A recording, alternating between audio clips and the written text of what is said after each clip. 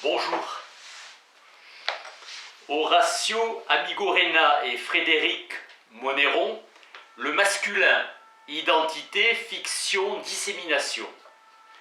Pas plus on ne naît homme que l'on est femme, on le devient.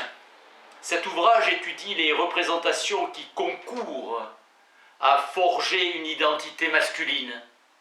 L'identité masculine est aujourd'hui en pleine mutation. Mise en évidence des principaux avatars d'un imaginaire et d'une pensée du masculin proposée par la littérature.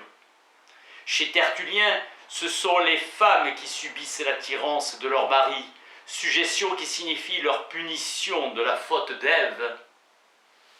Masculinité et paternité comme mythe romanesque, rôle décisif joué par le souvenir d'enfance. Les années d'apprentissage, le devenir homme de Wilhelm. Il faut le dire, il n'y a pas de femme dandy.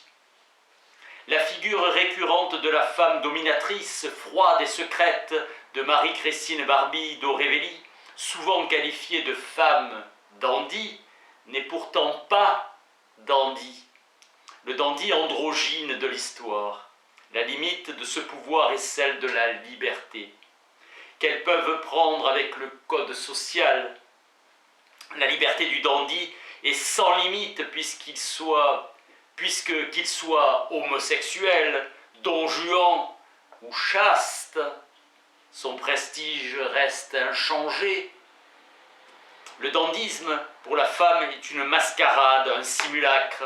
Seuls les hommes font coïncider exactement avec leur personne et faire, selon le vœu d'Oscar Wilde, de leur vie une œuvre d'art.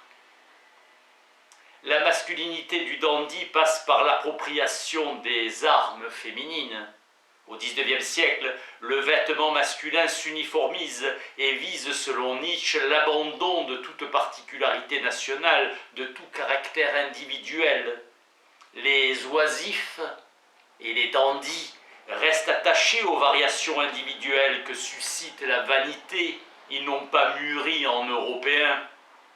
Le dandy proscrit l'usage des dentelles et des parfums, préconise le linge blanc lavé à la campagne, l'habit ajusté sans étroitesse excessive, à distance de la tenue efféminée et du travestissement, mais à distance de la virilité affichée. Enlevant aux femmes la royauté des manières, tout en maintenant la sobriété masculine des vêtements, Jules Lemaître.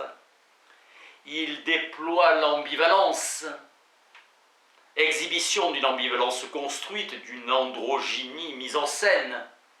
Androgyne, le dandy témoigne de la coprésence du masculin et du féminin. Il réunit ce qui renvoie aux deux sexes ou aux deux genres, comme l'écrit Balzac de Maxime de Trailles. Dualité d'un homme vêtu comme un homme, mais qui exhibe quelques traits féminins. Le dandy est à la fois fauve et femme. Il joue du charme, de la séduction à distance, utilise une opération considérée comme féminine. C'est du masculin qui use du féminin et le montre. Le désir est préférable à la possession, dit Birkin, sa finalité étant tout autant crainte que désirée. La femme est l'avenir de l'homme, écrivait jadis Aragon. Si Oedipe n'a pas de complexe d'Oedipe, écrit Lacan, c'est que dans son histoire il n'y a pas de père du tout. Seul son père adoptif, le père est celui qui nous a reconnus. Le masculin ne peut se définir indépendamment du féminin. Plus une femme est femme, plus les habits masculins qu'elle porte mettent en valeur sa féminité. Il est beaucoup plus facile à une femme de porter des pantalons qu'à un homme d'enfiler une mini-jupe.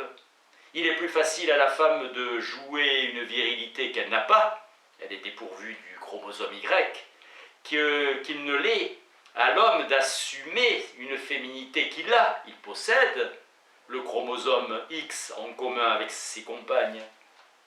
Cette féminité cachée de l'homme est sans doute ce qu'il y a en lui de plus émouvant. Ce fut longtemps sa parenteuse. Aujourd'hui, la féminité de l'homme ose faire surface dans la vie. La nouvelle identité masculine assume mieux qu'hier sa part de féminité en Occident. Merci.